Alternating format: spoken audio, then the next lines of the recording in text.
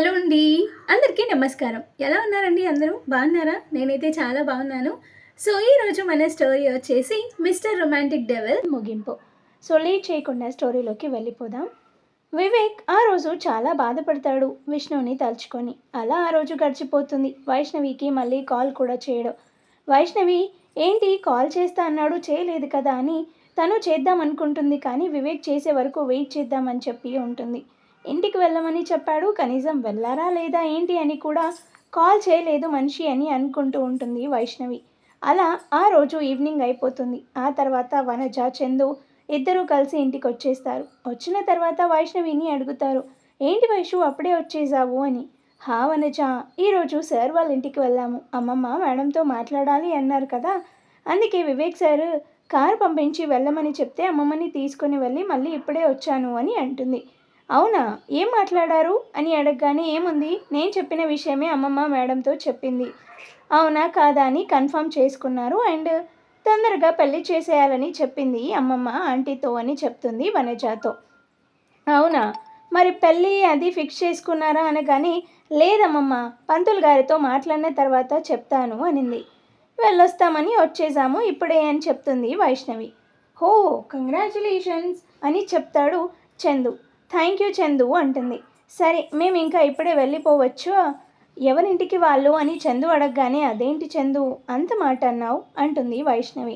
అవును వైష్ణవి, ఇన్ని రోజులంటే నువ్వే సేఫ్గా లేవు భయపడుతున్నావు అని చెప్పేసి నీకు తోడుగా ఉండాలని ఉన్నాము. కానీ ఇప్పుడు ఇంకా వివేక్ సార్ ఉన్నాడు కదా, ఏం జరిగినా తను చూసుకుంటాడు అని చెప్పగానే లేదు చందు, వివేక్ సార్ ఉన్నా సరే ఒకవేళ నేను వాళ్ళ ఇంటికి వెళ్ళినప్పటి వరకు చెప్పలేను, కానీ అప్పటి వరకు మాత్రం మీరు నాతోనే ఉండాలి అంటుంది వైష్ణవి. సరేలే, ఇంకా ఎన్ని రోజులు ఉండర్లే అని అంటుంది వనజ.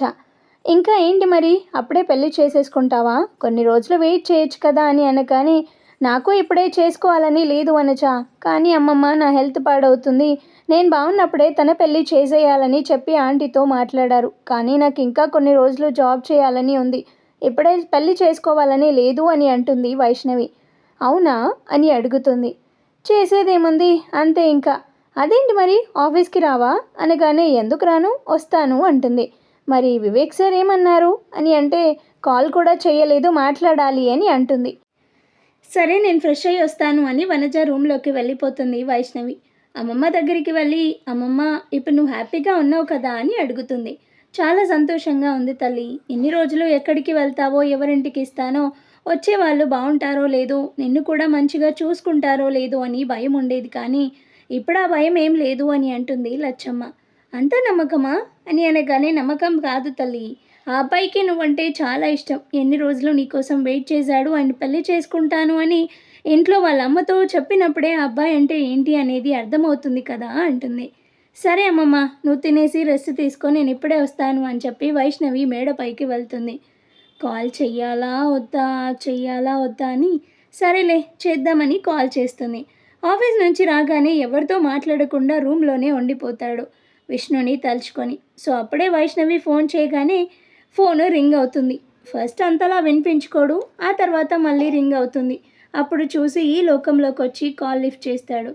హలో వైష్ణవి అని అనగానే ఏంటి వివేక్ గారు, ఇంటికి వెళ్ళి మాట్లాడండి నాకు వర్క్ ఉంది అని చెప్పి వెళ్ళిపోయారు, ఇప్పటి వరకు కనీసం ఒక కాల్ లేదు, వెళ్ళారా లేదా అని అడుగుతారేమో అనుకుంటే అసలు కాల్ చేయలేదు, ఎక్కడికి వెళ్ళారు, ఎక్కడ మాయమైపోయారు అని అడుగుతుంది వైష్ణవి.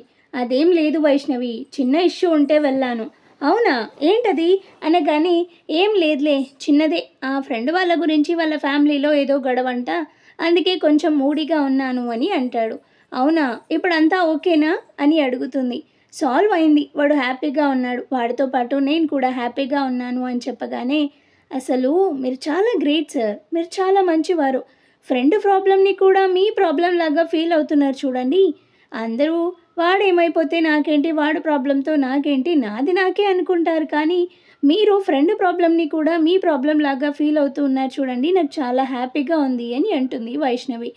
కానీ అసలు విషయం తెలియదు కదా, చెప్పాలి అని కూడా అనుకోవట్లేదు వివేక్. అమ్మా తల్లి, నన్నంతలా పొగడకు. అవును, కారు పంపించి వెళ్ళమని చెప్పాను కదా, వచ్చి మాట్లాడారా అని అడుగుతాడు. అదేంటి మీరు ఆంటీతో కూడా మాట్లాడలేదా ఇంటికి వచ్చి అని అడుగుతుంది వైష్ణవి. లేదు వైష్ణవి, నేను అదే మూడ్ ఆఫ్లో ఉండి డైరెక్ట్గా రూమ్కి వచ్చేసాను, రూమ్లోనే ఉన్నాను.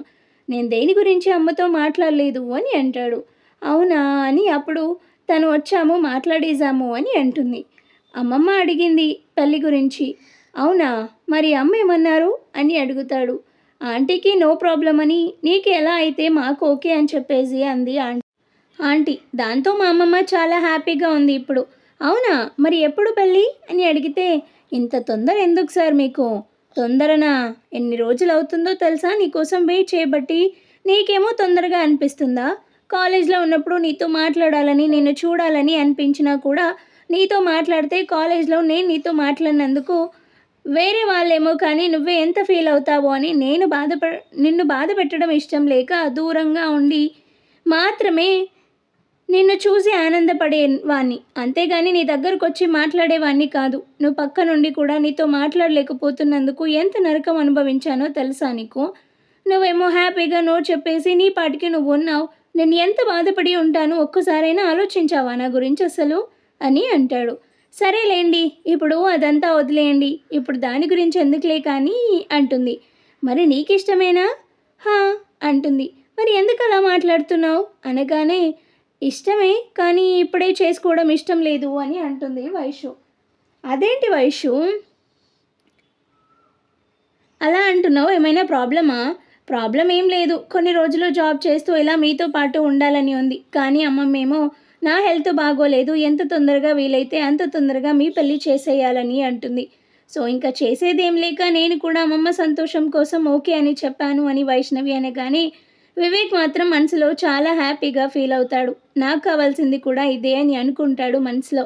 ఏంటి వివేక్ గారు ఏం మాట్లాడట్లేదు, నీకు ఓకే కదా అనగానే, వైష్ణవి ఒకసారి కలుస్తావా, బయటికి రావచ్చు కదా, నేను వస్తాను అనగానే, అమ్మో ఈ టైంలోనా అంటుంది వైష్ణవి. ప్లీజ్ వైషు ఒక్కసారి రావచ్చు కదా అంటాడు వివేక్.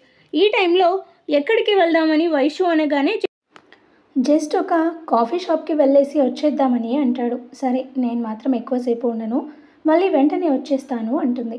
సరే ఓకే ఓకే, నేను ఒక 10 మినిట్స్లో నీ దగ్గర ఉంటాను అంటాడు. ఓకే అంటుంది వైష్ణవి. సరే బాయ్ అని కాల్ కట్ చేస్తుంది. 10 మినిట్స్ తర్వాత వివేక్ వైష్ణవి రూమ్ దగ్గరకు వచ్చి వివేక్కి కాల్ చేస్తాడు. దాంతో వైష్ణవి రెడీ అయ్యి బయటకు వస్తుంది. బైక్ తీసుకొని వస్తాడు వివేక్. ఎక్కువ అనగానే వన్ సైడ్ ఎక్కి కూర్చుంటుంది వైష్ణవి.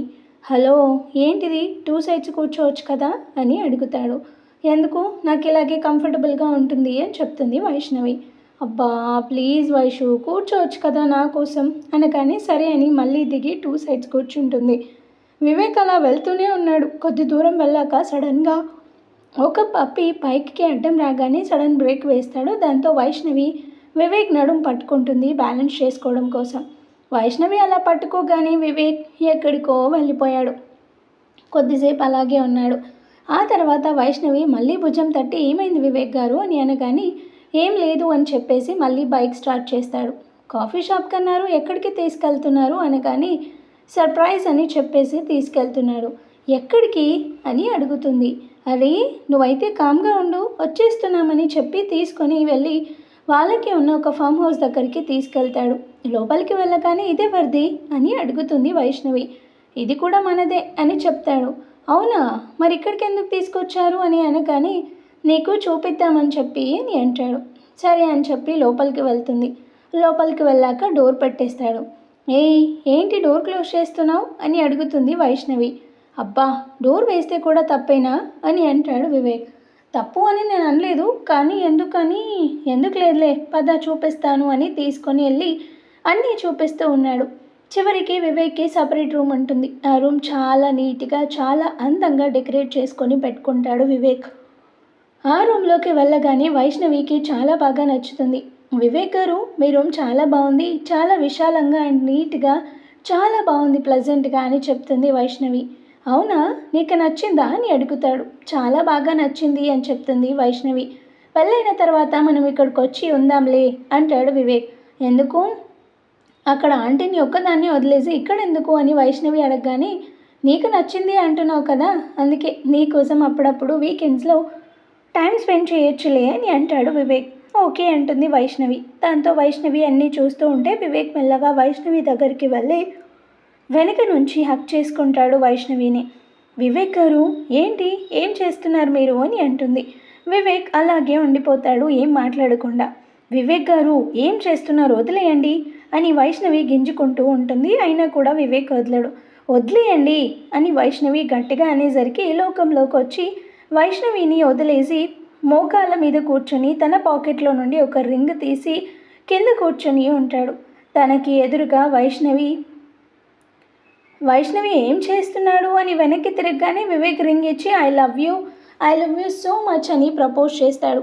వైష్ణవి సర్ప్రైజ్ ఫీల్ అవుతుంది. హ్యాండ్ ముందు పెడుతుంది. దాంతో వివేక్ హ్యాపీగా ఫీల్ అయ్యి తన వేలికి రింగ్ని ప్రజెంట్ చేస్తాడు. కానీ ఐ లవ్ యూ టూ అని మాత్రం చెప్పదు వైష్ణవి. దాంతో వివేక్ చాలా హ్యాపీగా ఫీల్ అవుతాడు. ఇప్పుడు కూడా చెప్పాలనిపించట్లేదా అని అడుగుతాడు. లేదు అంటుంది వైషు. సరేలే, నీ ఇష్టం, నీకు చెప్పాలనిపించినప్పుడే చెప్పు అనగానే ఓకే అంటుంది. ఓకేనా అని తనని గట్టిగా పట్టుకుంటాడు. వివేక్ గారు, ఏంటిది, వదిలేయండి అంటుంది. పెళ్లి చేసుకోబోతున్నాం కదా, ఎందుకు అలా దూరంగా ఉంటున్నావు? ఇన్ని రోజులు నీకు దూరంగా ఉండి ఎంత బాధపడ్డాను నాకు తెలుసు అనగానే వైష్ణవి ఇంకేం మాట్లాడకుండా అలాగే సైలెంట్గా ఉండిపోతుంది. వివేక్ తనని గట్టిగా పట్టుకొని గోడకి లాక్ చేసి తన పెదవుల దగ్గరికి వెళ్తూ ఉంటాడు. దాంతో వైష్ణవికి కంగారు ఎక్కువైపోయింది. నుదుటిన చెమట పట్టేస్తుంది. హార్ట్ బీట్ పెరిగిపోతుంది. మెల్లగా వివేక్ గారు అంటుంది. కానీ వివేక్ అదేమీ పట్టించుకోకుండా తన హ్యాండ్స్ పట్టుకొని మెల్లగా వైష్ణవి లిప్స్ కిస్ చేయపోయి మళ్ళీ తన ఫోర్ హెడ్ పైన కిస్ చేసి ఐ లవ్ యూ అని అంటాడు. వైష్ణవి ఒక చిన్న స్మైల్ ఇస్తుంది. నీకు ఇష్టం లేకుండా నేనేది చేయను. నీకు ఎప్పుడు ఇష్టమైతే, ఎప్పుడు నీకు ఐ లవ్ యూ చెప్పాలనిపిస్తే అప్పుడే చెప్పు, అప్పుడే నేను నీకు దగ్గర అవుతాను అని అంటాడు. దాంతో వైష్ణవి కూడా లోపల ఫీల్ అవుతూ ఉంటుంది, అనవసరంగా బాధ పెడుతున్నానా అని. ఇంకా వివేక్ అక్కడి నుండి వెళ్ళిపోతుంటే వివేక్ గారు అని పిలుస్తుంది. ఏంటి అంటాడు. రెండు చేతులు చాపి రండి అంటుంది. రండి అని కళ్ళతోని సైగ చేస్తుంది. దాంతో వివేక్ వెళ్ళి గట్టిగా హక్ చేసుకుంటాడు. వైష్ణవి ఐ లవ్ యూ అని చెప్తుంది. వైష్ణవి అలా చెప్పగానే వివేక్ ఇంకా గట్టిగా హక్ చేసుకుంటాడు వైష్ణవిని. లవ్ యూ టూ వైషు అని చెప్పి అప్పుడు మెల్లగా పెదవులని అందుకుంటాడు. ఫస్ట్ కిస్ రుచి చూపిస్తాడు వివేక్ వైష్ణవికి. వైష్ణవి కూడా ముద్దులోని మాధుర్యాన్ని కొత్తగా అనుభూతి చెందుతూ ఆ ముద్దుని ఫీల్ అవుతూ ఉంటుంది. అలా ఎంతసేపు ఉన్నారో వాళ్ళకే తెలియదు. ఆ తర్వాత వైష్ణవి ఫోన్ రింగ్ అవ్వడంతో మళ్ళీ ఈ లోకంలోకి వస్తారు. చూస్తే వనజ కాలింగ్ అని ఉంటుంది. లిఫ్ట్ చేసింది వైష్ణవి. ఎక్కడికి వెళ్ళావు వైషు ఈ టైంలో అని అనగానే ఎక్కడికి లేదు, చిన్న కాఫీ షాప్కి వచ్చాము, వివేక్ సార్ నేను అని చెప్పేసి అంటుంది. అవునా, ఓకేలే, చెప్పేసి వెళ్ళి ఉండొచ్చు కదా, ఒక్కదానివే ఎక్కడికి వెళ్ళావు అని కంగారులో ఫోన్ చేశాము అని వనజ అనగానే సార్ కలవాలి, కాఫీ షాప్కి వెళ్దాము అంటే తొందరగానే వచ్చేస్తాను కదా అని చెప్పలేదు వనజ అంటుంది. సరేలే, జాగ్రత్త, తొందరగా వచ్చేయి అనగానే ఓకే అంటుంది వైష్ణవి. దాంతో వనజ ఫోన్ కట్ చేస్తుంది. వివేక్ గారు, నేను వెళ్తాను, వచ్చి చాలాసేపు అయింది అంటుంది. సరే, నేను డ్రాప్ చేస్తానులే, వెళ్దామంటాడు వివేక్.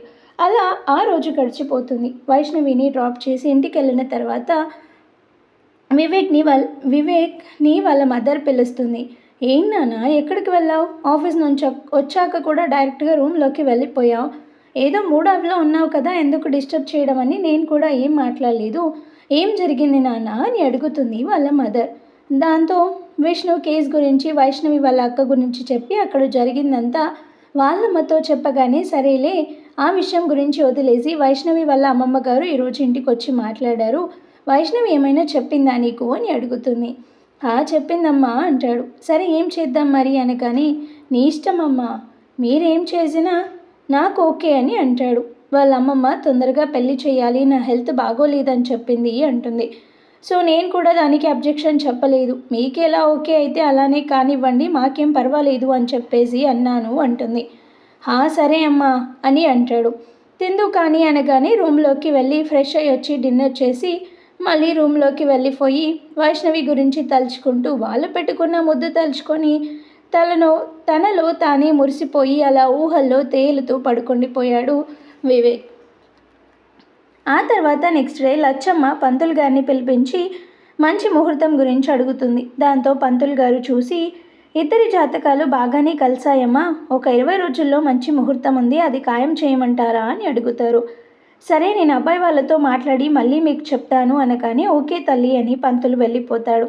ఆ తర్వాత వైష్ణవిని పిలిచి ఏమంటావు తల్లి, ఇలా 20 రోజుల్లో మంచి ముహూర్తం ఉందని చెప్పారు, ఓకేనా అని అడిగితే నాదేముందమ్మమ్మ, ఆంటీ వాళ్ళకి చెప్పు అంటుంది వైష్ణవి.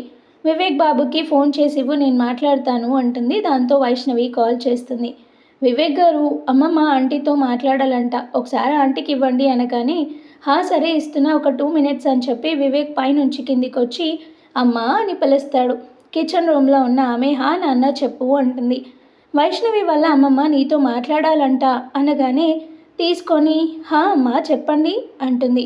పంతుల్ని పిలిపించి మాట్లాడించానమ్మా, ఇద్దరి జాతకాలు చాలా బాగున్నాయని చెప్పారు, 20 రోజుల్లో మంచి ముహూర్తం ఉందని కూడా చెప్పారు, మిమ్మల్ని అడిగి ఒక మాట చెబుతామని అని లచ్చమ్మ అనగానే 20 రోజులు అంటే అని ఆలోచిస్తుంది తను. సరిపోతాయమ్మా, ఆ తర్వాత మళ్ళీ ముహూర్తం ఎప్పుడుందో ఏమో, ఈ ముహూర్తమే ఫిక్స్ చేస్తే బాగుంటుంది అని నా అభిప్రాయం అని లచ్చమ్మ అనగానే సరే అమ్మా, పెద్దవారు మీరు, మీకేది కరెక్ట్ అనిపిస్తే, ఏది మంచి అనిపిస్తే అది చేయండి, మాకేం పర్వాలేదు, మేము ఎలాగోలా అడ్జస్ట్ చేసుకుంటాంలే టైంని అని అంటుంది. దాంతో లచ్చమ్మ సంతోషం తల్లి అని ఫోన్ కట్ చేస్తుంది. వివేక్కి లోపలే ఎగిరి గంతులు వేస్తున్నాడు 20 రోజులలో పెళ్ళి అనగానే. దాంతో ఆమె వివేక్ 20 రోజుల్లో పెళ్లి ముహూర్తం బాగుందని వైష్ణవి వల్ల అమ్మమ్మ కాల్ చేశారు, సో నువ్వు ఆఫీస్కి లీవ్ పెట్టుకొని ఇప్పటి నుంచే పనులు మొదలు పెడితే బాగుంటుంది అనగానే సరే అమ్మ అంటాడు. సో ఆ తర్వాత పెళ్లి పనులు స్టార్ట్ అవుతాయి. కాలం ఎవరి కోసం ఆగదు కదా. పెళ్లి రోజు రానే వచ్చింది. 2 ఫ్యామిలీస్ కలిసి దగ్గరుండి షాపింగ్ చేశారు. జ్యువెలరీ షాపింగ్, క్లాత్ షాపింగ్ అన్నీ దగ్గరుండి చేశారు. వీళ్ళు ఇలా చేస్తూ ఉంటే క్రాంతి కూడా వీళ్ళని చూసి ఇంకా ఏం చేసినా వీళ్ళు విడిపోరు, ఇంకా నేను తప్పుకోవాల్సిందే, వదిలేయాల్సిందే అని తనకి తానే సర్ది చెప్పుకొని మళ్ళీ వాళ్ళ జోలికి వెళ్ళొద్దు అని తన పని తను చూసుకుంటాడు క్రాంతి. వనజ, చందు వల్ల ఫ్యామిలీస్ కూడా వస్తారు. వనజ వల్ల అమ్మ నాన్న వైష్ణవి సైడు కాళ్ళు కడగటం కోసమని కన్యాదానం తీసుకుంటారు. చందు వల్ల అమ్మ నాన్ననేమో వివేక్ వాళ్ళ సైడ్ ఉంటారు, ఎందుకంటే వివేక్ ఫాదర్ లేడు కదా, వాళ్ళకి కూడా ఎవరు లేరు అని. సో అలా అంగరంగ వైభవంగా వైష్ణవి వివేక్ల పెళ్ళి జరుగుతుంది. చెప్పినట్టుగానే లచ్చమ్మ వైష్ణవి లగేజ్ అంతా ప్యాక్ చేసుకొని వివేక్ వాళ్ళ ఇంటికి షిఫ్ట్ అయిపోతారు. ఆ రోజే కార్యానికి కూడా ముహూర్తం పెడతారు. వైష్ణవి ఇప్పుడు వద్దు అని చెప్పినా భయం వల్ల అలా చెప్తుందేమో అని లచ్చమ్మ వినకుండా అదే రోజు ఫిక్స్ చేస్తుంది కార్యానికి. సో ఇంకా అమ్మమ్మకి ఏం చెప్పినా వినదు అని వైష్ణవి కూడా ఇంకేం మాట్లాడలేదు. బంతి ఆట కార్యానికి ముందు జరిపించాల్సినవన్నీ జరిపించేశారు. ఆ తర్వాత వైష్ణవి చేతికి పాల గ్లాస్ ఇచ్చి రూమ్లోకి పంపించారు. వివేక్ వైష్ణవి కోసమే ఎదురు చూస్తూ ఉన్నాడు, ఎప్పుడెప్పుడు వస్తుందా అని. వైష్ణవిని ఆ గెటప్లో చూడగానే భువి నుంచి దిగి వచ్చిన దేవకన్యలా కనిపించింది ఆ నిమిషం వివేక్ కళ్ళకి. మెల్లగా తన దగ్గరికి నడుచుకుంటూ వెళ్ళి తన చేతిని పట్టి తీసుకొచ్చి బెడ్ మీద కూర్చోబెట్టాడు. ఈ శారీలో ఎంత అందంగా ఉన్నావో తెలుసా వైషు, చాలా అందంగా ఉన్నావు, నిన్ను ఇలా చూస్తూ ఉండిపోవచ్చు తెలుసా అని వివేక్ అంటూ ఉంటే వైష్ణవి సిగ్గుపడుతూ తల దించుకొని కూర్చుంది. దాంతో వివేక్, ఏంటి సిగ్గే ఇదంతా, నా ముందేమీ అవసరం లేదు కానీ నన్ను చూడు అనగానే వైష్ణవి మెల్లగా కళ్ళు పైకెత్తి వివేక్ కళ్ళలోకి కళ్ళు పెట్టి చూస్తుంది. ఆ తర్వాత తను తెచ్చిన పాల గ్లాస్ వివేక్ చేతికి ఇస్తుంది. వివేక్ సగం పాలు తాగి వైష్ణవికి ఇస్తాడు. వైష్ణవి తాగుతుంది. ఆ పాల నురుగా వైష్ణవి పెదవుల కంటగానే మెల్లగా తన దగ్గరికి జరిగి తన పెదవులతో వైష్ణవి పెదవుల మీద ఉన్న పాల నురుగని క్లీన్ చేస్తాడు.